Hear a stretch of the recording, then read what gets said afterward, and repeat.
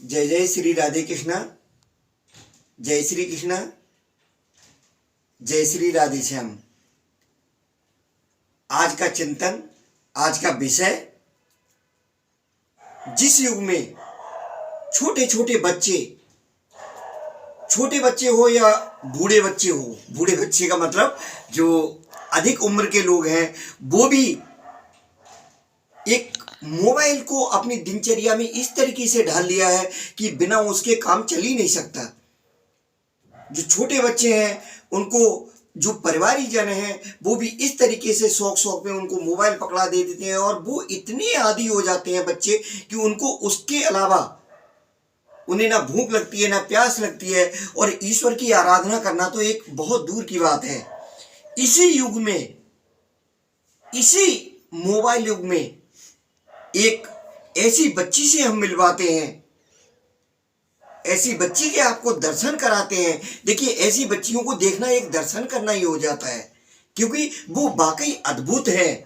और अद्भुत इसलिए है कि आपको एक व्यास पीठ पर हम बैठा हुआ दिखाएंगे और उसके श्रीमुख से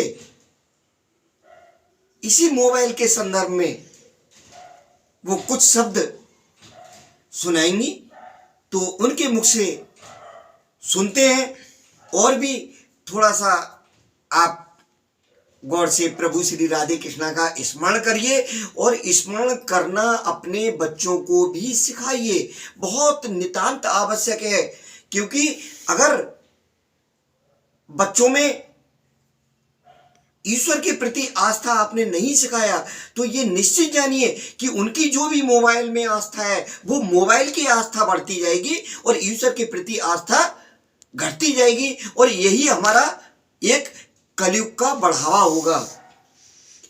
इंसान को, व्यक्ति को स्वयं और अपने परिवार को आस्थावादी होना बहुत जरूरी है।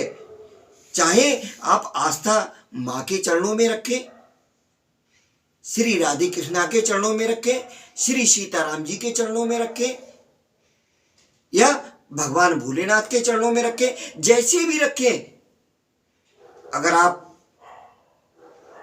सनातनी है, सनातनी तो वैसे दुनिया है, लेकिन अलग अलग जो मजहब बन गए हैं, उन मजहबों के हिसाब से मुझे सनातन शब्द इसलिए बोलना पड़ रहा है कि सनातन में थोड़ा सा आस्था को ज्यादा जोर दिया जाता है, और लेकिन उस आस्था में दिखावा, छल फरेब दिनों दिन बढ़ता जा रहा है, और जो मोबाइल की आस्था है वो दिन प्रतिदिन बढ़ती जा रही है। और मैंने जब इस बच्ची के ऐसे मधुर वाक्य सुने, ऐसी अच्छी प्रेरणा उसके मुख से सुनी, तो मुझे बहुत ही आनंद आया। और उस आनंद को मैंने सोचा कि आप लोगों के बीच में जरूर इसको शेयर करूं, और शेयर करने पर ये आपसे मेरी रिक्वेस्ट है कि अगर आपको अच्छा लगे तो आपकी अच्छा लगने की सहमति मुझे सिर्फ इससे जाहिर हो जाएगी कि आप कमेंट में जय श्री कृष्णा, राधे राधे, जय श्री राधे कृष्णा, या सिर्फ राधे ही क्यों ना लिख दें। नहीं लिख पाए तो केवल RAM राम लिख देना, हिंदी में राम लिख देना, लेकिन उससे बस ये पता लग जाएगा कि आपकी सहमति और कितने लोगों की सहमति है उसमें। बस मैं ये देखना चाहूंगा। आप जरूर इस चीज का पालन करना। पहले तो चलिए उस बच्ची का सुनवाते हैं। और आप लोग एक बात जान लीजिए कि भगवान से प्रेम आप लोग अवश्य करें, क्योंकि जब आप लोग भगवान से प्रेम करेंगे, लगाव करेंगे, तो भगवान भक्त को अपनी ओर खींचेगा, अपनी तरफ खींचेगा, भक्त को अपनी तरफ खींचेगा। और इस समय तो लोग फालतू में फोन देख रहे हैं, दिन भर जहां बैठा खोल दिया मोबाइल, ऐसे घसकाते रहेंगे।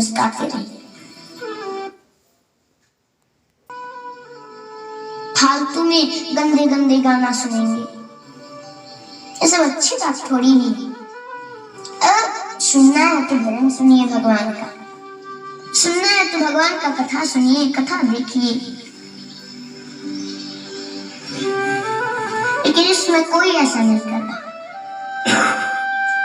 सब लोग फालतू में ही मोबाइल देखते, फालतू की चीज देखते हैं।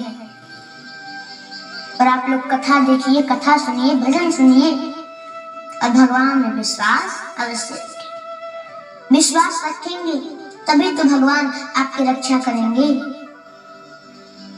और आप लोग एक बात जान लीजिए, ये फालतू की चीज देखते हैं, आप ही लोग बताइए इससे कुछ होने वाला है? इससे भगवान मिल जाएंगे? नहीं मिलेंगे।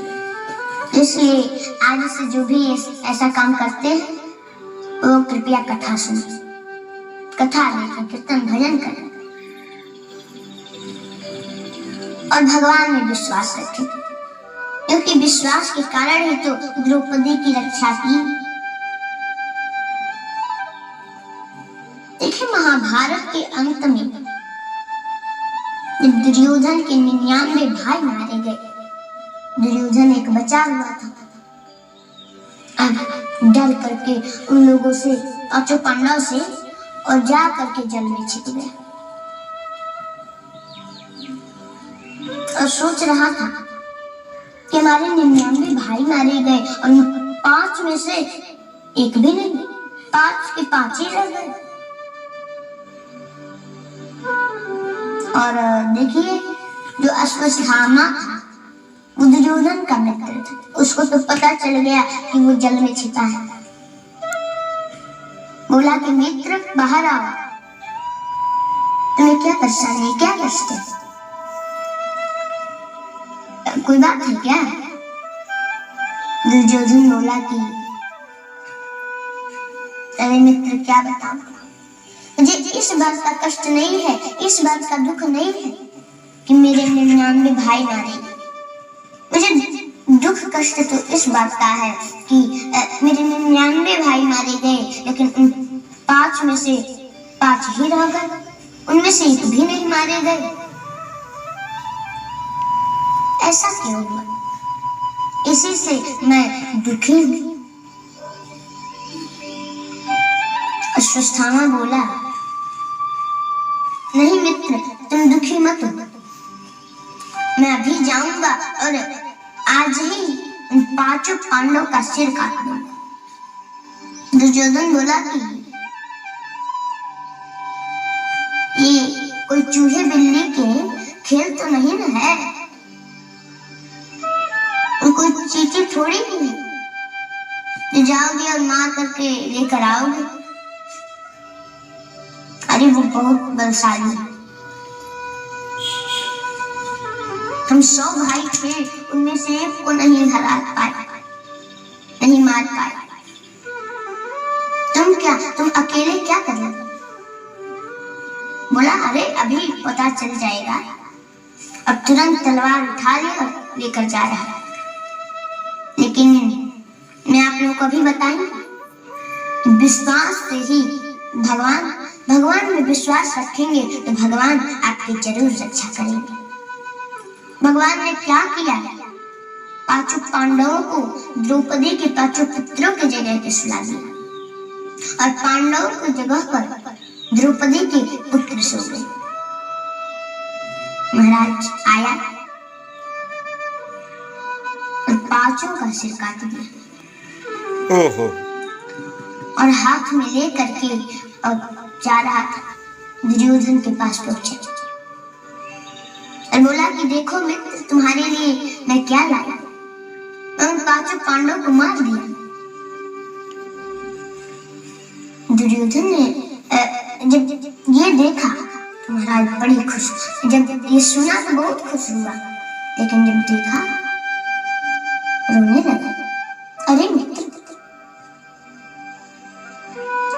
तुमने ये क्या कर दिया?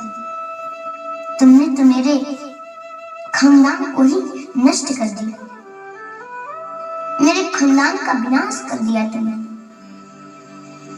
किस जन्म का तुमने उन बच्चों से बदला लिया है? ये तो द्रौपदी के पांचों पुत्र हैं। और रोते रोते महाराज दुर्योधन की मृत्यु हो गई।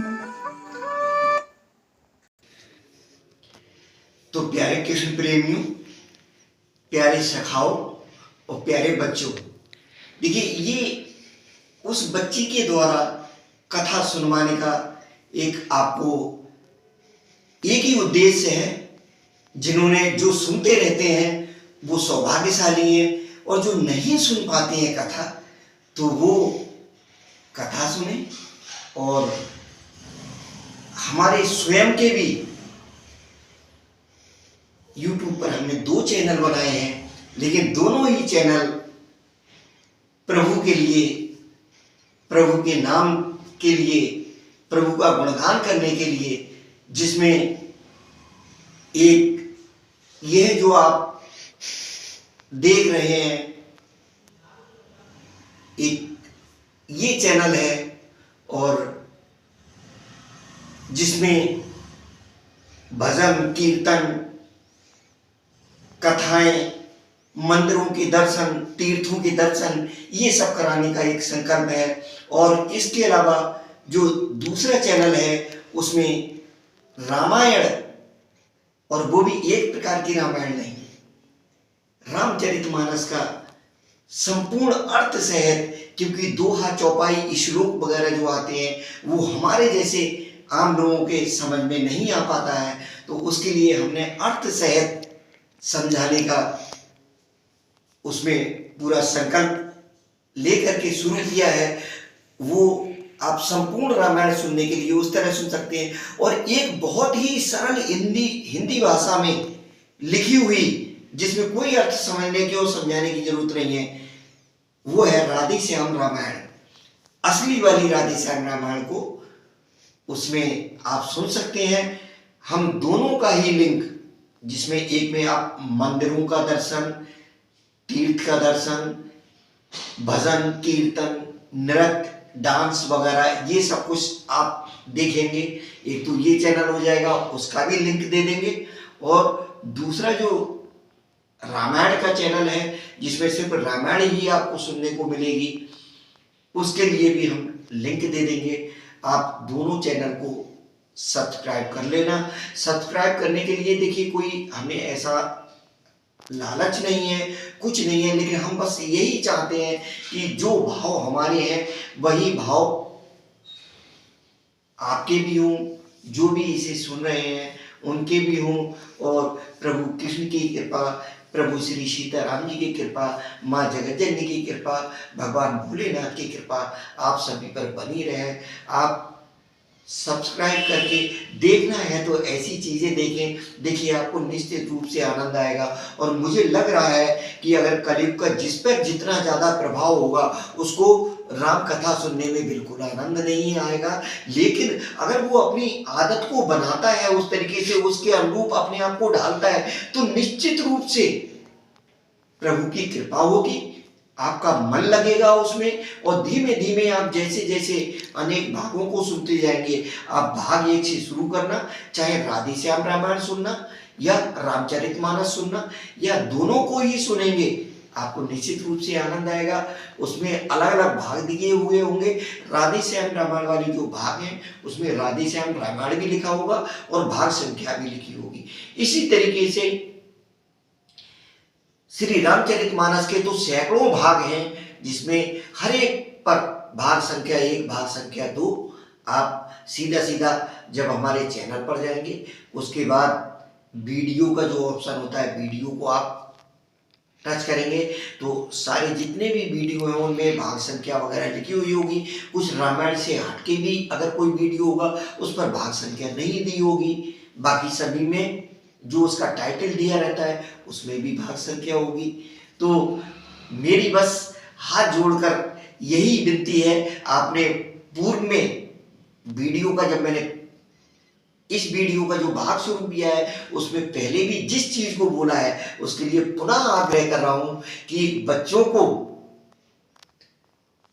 जितना हो सके मोबाइल से दूर रखने की कोशिश करें। और मोबाइल अगर देते भी हैं तो उनको भैया मेरे, और अगर बच्चे सुन रहे हैं तो प्यारे बच्चों, ईश्वर से दूर मत हो। आप जितना सिर्फ गेम में घुसोगे और जितना उल्टी सीधी चीजें देखोगे, वो दृश्य देखने में तो अच्छे लगते हैं लेकिन आपका जीवन खराब करते हैं। और जो गार्जियंस हैं, जो पेरेंट्स हैं, अरे वो आप अपने बच्चों की परवाह करो। ये बहुत, इसमें वार्निंग भी छुपी हुई है और बच्चों का हित भी छुपा हुआ है। अगर आपने कंट्रोल नहीं किया तो उनकी ईश्वर के प्रति तो आस्था खत्म हो ही रही है। उनकी जो भी कुछ आस्था है वो केवल और केवल मोबाइल में ही रह जाएगी। हमारे तो ये चश्मा आया है 50 वर्ष के आसपास की उम्र में, 40 से 50 के बीच में आया है। उनकी आंखों पर चश्मा बहुत जल्दी ही आ जाएगा।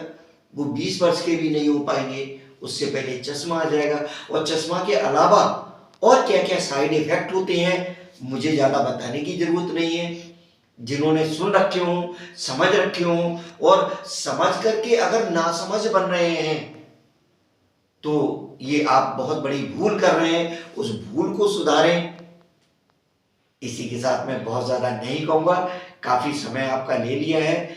पुनः जय श्री राधे कृष्णा, जय जय श्री राधे, जय श्री सीताराम, जय माता दी।